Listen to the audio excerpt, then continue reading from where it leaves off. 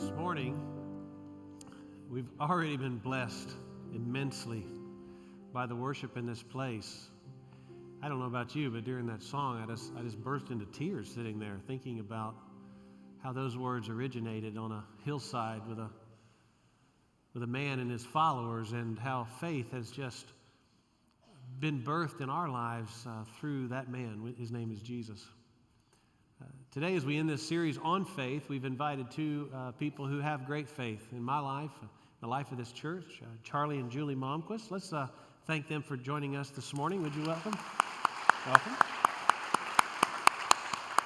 We've asked them to come and share just a little bit about what the Lord has taught them, a little bit about their faith journey. So, Charley, tell us. Thank you, Mark. In our faith journey over the last 10 years, Julie and I have been very active in serving the Lord in missions. And this morning, we'd like to share a little bit of that experience with you. In the many trips that we have taken to Kenya, we have had the opportunity and privilege to worship in a number of different settings. We have worshiped under the shade of an acacia tree. And this is the favorite tree of the giraffes because they like the tender leaves at the top. And then we have served or worshiped in a tent, very similar to what the evangelistic movement used. But one of our most favorite places is in a Maasai village. It is approximately 2 hours off any near paved road. The people actually have no vehicles, so they begin their walk to church several hours in advance because some of them will come as far as 6 and 7 miles. The structure itself is made of tin. It is very small, and they pack it. What we find is that they come with praise for the Lord. Their songs are pure, just as what we've heard this morning, and their prayers genuine. A couple of years ago, actually 3 years ago, our team was asked to pray for a vision. And so next we have our team here on the slides that we're praying over what appears to be just a pile of rubble. Well, it is rocks that have been collected by the community to build a new church, one that will protect them from the elements, from the heat that they experience in the dirt floor and tin structure they're currently in. 2 years later, we came back, and this is what they had done. Mount Pisgah has blessed this community with the purchase of Bibles in their own language, with songbooks, and also with support to build their new structure. 8,000 miles away, you are sharing God's love through your contributions. This is what it looked like this past summer when we went. The last phase of the church is to put a roof on, of course, and it's our hope that this summer we will be able to celebrate and inaugurate this new church.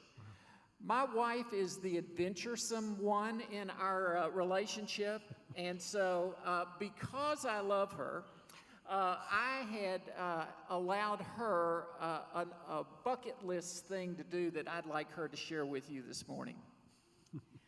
Thank you. I'd like to introduce to you Pauline. She was our hostess for an overnight in a dung hut that Charley and I had the opportunity to spend one night.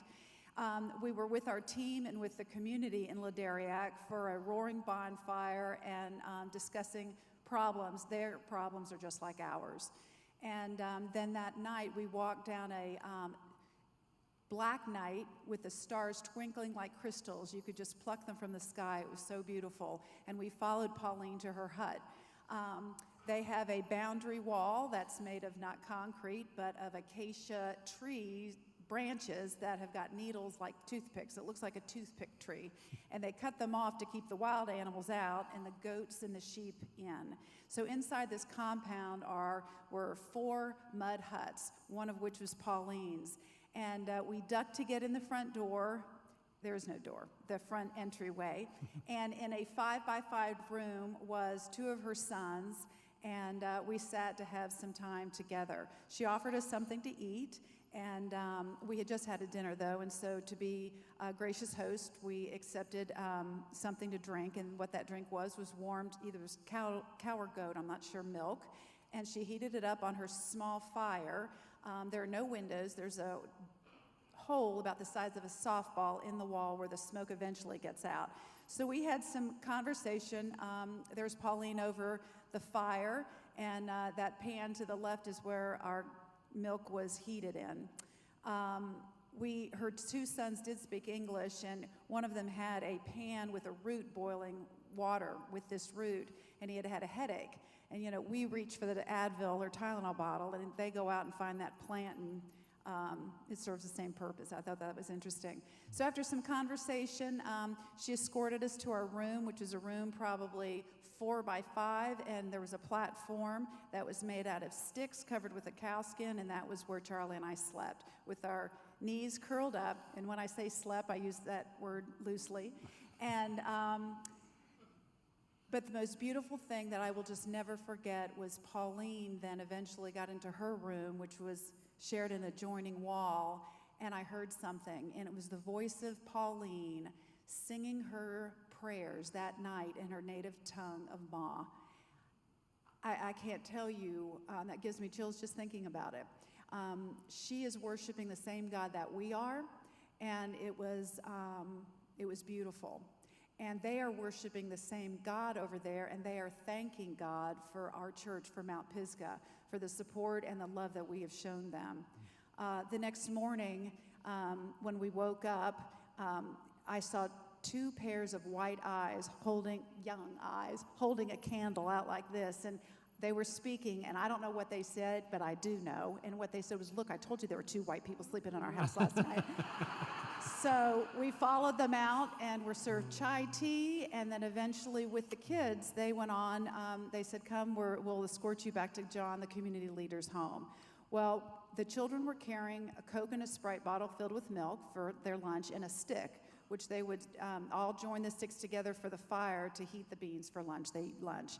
And our church, Mount Pisgah, has supported them in times of need to provide beans for these children for lunch at their school. In their school, they're taught the Bible, they're taught about God. And but the children, as they said, "Okay, John's house is that way, our school is there," and Charlie and I sat bewildered with our backpacks on our backs saying, "Well, what do you mean?" They said, You'll find it, it's down there.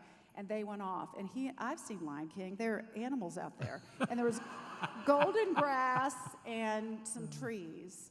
And Charlie and I walked, the path was bent over grass that a couple people have stepped on. So we eventually made it, and there's John's house, and they served us Kenyan coffee and fried dough that Dunkin' Donuts can't hold a candle to. But I've got to tell you that experience will remain with me for forever. And I'm just so thankful for the opportunity and for this church and the support that they give our Kenyan friends and community.